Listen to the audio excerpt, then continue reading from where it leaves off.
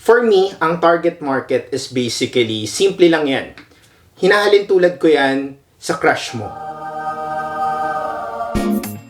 Hey, what's up guys? Anvey here and welcome back to my channel. So for today's video is something special.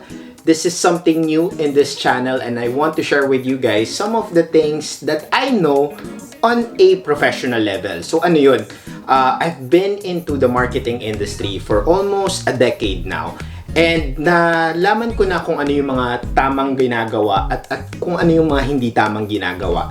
And I want to share it with you guys para at least meron kayong mapulot na aral for marketing or when you are starting your business. So, for this episode, we're gonna call it 5-minute marketing. So guys, ano nga ba yung 5-minute marketing? So ito yung time we're in. I'm gonna share with you 5 minutes about marketing and I'll try my best to simplify it. So ano yung mga simplification? So I'll try to give you my previous experiences, paano ko siya ginawa, paano siya ginagawa, and what are the best applications nitong marketing terms na ituturo ko sa inyo every week. So for this week, we're gonna talk about target market.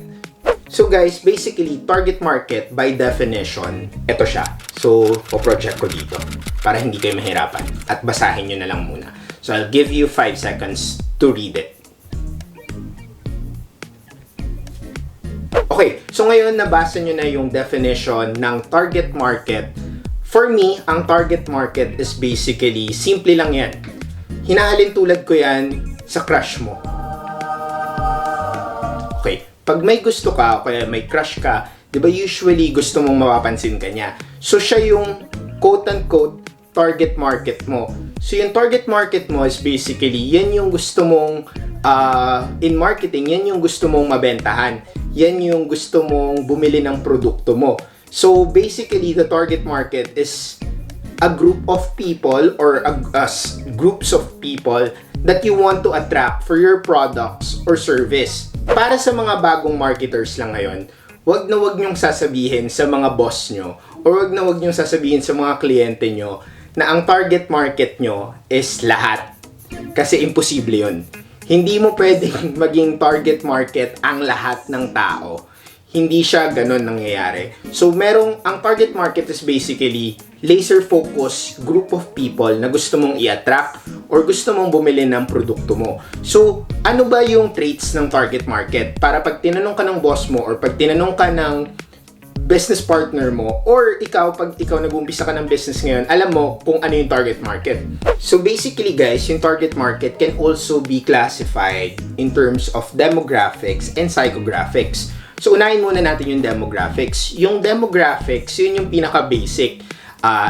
Ilang taon siya, saan siya nakatira, may trabaho ba siya, may pamilya ba siya, may anak ba siya, or ano yung relihiyon niya. So, yun yung mga parameters that you have to understand for your target market. Kasi ito yung mga magiging trigger points mo pag binibentahan mo na sila ng products, di ba? So, syempre, hindi ka naman magbebenta ng baby products sa single na wala pang anak, di ba? So, hindi ka rin naman magbibenta, syempre, ng infant formula sa matanda na. Syempre, iba yung ibebenta mong type ng gatas doon. So, yun yung understanding ng demographics. So, ngayon guys, puntahan naman natin yung psychographics. Ano ba yung ibig sabihin ng psychographics? Yung psychographics is basically personal trait or behavior ng isang tao. So, yan yung lifestyle niya, ano yung attitudes niya, ano yung behavior niya, or ano yung mga interests niya. Mahilig ba siya sa gaming? Mahilig ba siya sa sapatos? Oh my God! Mahilig ba siya sa mga beauty products? Mahilig ba siyang mag-makeup? Mahilig ba siyang mag-travel? So, yun yung mga psychographics. Bakit mo kailangang intindihin yung demographics saka yung psychographics is because pag nagde-define ka na ng marketing plan mo or gumagawa ka na ng marketing plan mo, unang-unang tatanungin sa'yo ng boss mo is, sino ba ang target market na gusto mong bumili ng produkto natin at paano mo yung gagawin? Siyempre, yung paano, ituturo ko yan sa inyo later on. Pero ngayon, gusto ko munang maintindihan nyo na ang target market ay very important sa marketing at sa business success mo.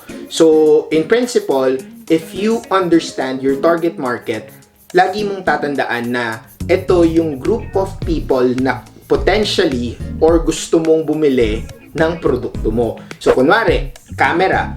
Sino ba ang mga gustong bumili ng camera? Siyempre, number 1, photographer. Number 2, mga videographer. Number 3, mga content creator. Pero ngayon, sino pa ba yung mga pwedeng bumili ng camera? Siyempre, yung mga estudyante, yung mga nag-online learning, yung mga teachers, di ba? Nag-online classes na rin sila. Kailangan nila ng camera or ng cellphone. Ano pa ba yung, sino pa ba ang mga pwedeng bumili ngayon ng camera? Siyempre, marami. So, yun yung basic definition natin. Na ang camera, may target market yan. Same as with other products that you might have. So, kunwari, meron kang produkto na pang summer lang siya. Siyempre, kailangan mo siyang i-hype. Kailangan mo yang pagbutihin. Kailangan mo yang gawin ng mga marketing strategy or mga marketing execution para mapansin siya ng target market mo. Again, in simple terms, ang target market mo ay yung crush mo. So guys, sana may natutunan kayo sa 5-minute marketing tips natin this week. Kung meron kayong mga marketing strategy or marketing tactics na gusto nyong i-discuss ko dito sa YouTube channel natin, comment down below. Babasahin ko yun at susubukan nating i-explain sa inyo ng mas simple ang mga marketing jargons or mga marketing ideas na pwede nyong ma-apply sa trabaho nyo at sa business. So again guys, I'm Anvey Factora and I'll see you again next week for another 5-minute marketing tips here in my channel. I'll see you in the next video.